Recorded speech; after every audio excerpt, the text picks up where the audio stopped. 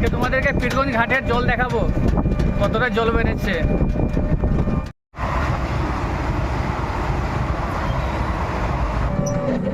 আর কিছুক্ষণের মধ্যে আমরা পৌঁছে যাব পীরগঞ্জ ঘাট।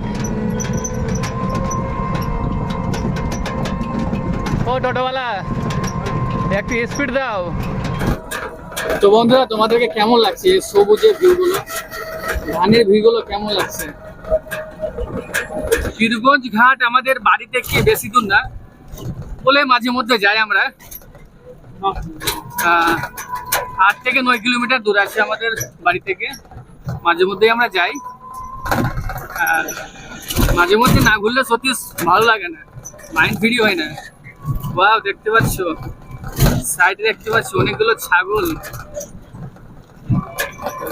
প্রত্যেক ফ্রেন্ডকে বলছি মাঝে মধ্যে ঘোরা উচিত, আর ঘুরলে একটু মনটা ফ্রি হয় না।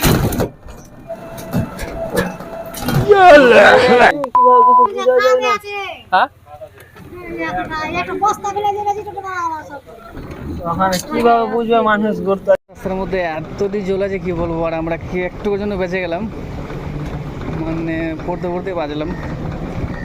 কিছু করার নাই, আমরা তো অনেক দূর থেকে এসেছি পীরগঞ্জ ঘাটে ঘুরতে। আর কোথায় গর্ত আছে কি আছে আমরা কিন্তু কিছু বুঝতে পারি না। টোটোওয়ালা মিডিল দিয়ে চলো, দেখতে পাচ্ছে ঢালাই রাস্তার এতগুলো জল, কি বলবো, মনে মাছ চাষ হবে। তো বন্ধুরা, তোমরা সঙ্গে থাকো, অবশ্য তোমাদেরকে দেখাবো। তো বন্ধুরা, দেখতে পাচ্ছ এটা হচ্ছে পীরগঞ্জ টোটো স্ট্যান্ড। সব নৌকা থেকে পার হয়ে এখানে সব টোটো ধরে, অনেকগুলো টোটো, অনেকগুলো পাবে।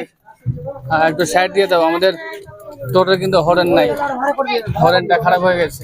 পীরগঞ্জ ঘাটে এই যে দেখতে পাচ্ছ, দেখুন যাবো আমরা ওই পারে।